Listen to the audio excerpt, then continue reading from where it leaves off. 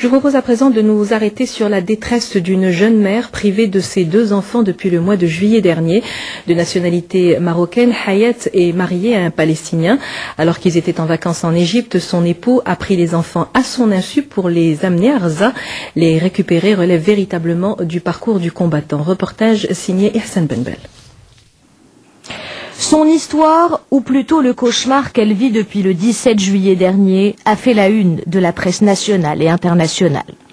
Pour mieux comprendre l'histoire de Hayat Boudrar, il faut remonter à juillet dernier. Hayat, son mari et leurs 2 enfants décident de partir en vacances en Égypte. Un voyage qui devait permettre à cette famille de décompresser, de changer d'air.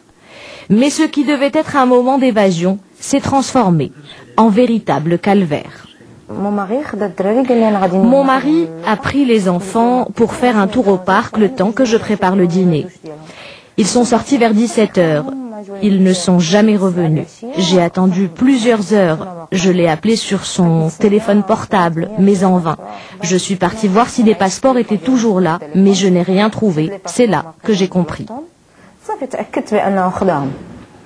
Si le père a pris les passeports, c'est qu'il a choisi une autre destination pour ses enfants et celle-ci est loin d'être touristique. Fatin, 6 ans et Adam, 4 ans et demi, sont aujourd'hui à Gaza. Hayat a entrepris une multitude de démarches pour les faire revenir. En Égypte, au Maroc, en Espagne où je réside, j'ai frappé à toutes les portes mais je n'ai eu aucune réponse.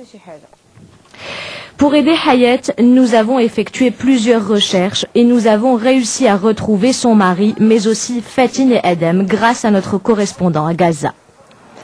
C'est aujourd'hui dans un territoire meurtri par les bombardements israéliens que vivent ces enfants.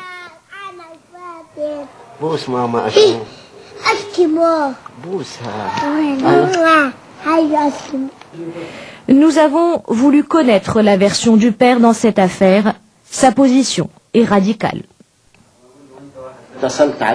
Je l'ai contactée une fois arrivée ici. Elle m'a juré qu'elle ne quitterait pas l'Égypte sans ses enfants.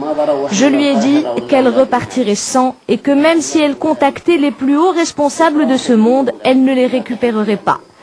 Je suis la seule personne qui puisse les faire revenir. Une fois les 2 versions recueillies, nous avons fait appel à une experte en droit pour connaître les recours juridiques de Hayat. Cette femme doit impérativement obtenir un jugement qui lui accorde la garde provisoire de ses enfants suivant les dispositions de l'article 121 du Code de la famille. Les enfants sont en bas âge et ils ont besoin de leur mère. Une fois que celle-ci aura obtenu ce jugement, elle devra prévoir une procédure d'exécution immédiate au Maroc et en Palestine. À ce moment-là, le jugement sera applicable et elle pourra retrouver ses enfants.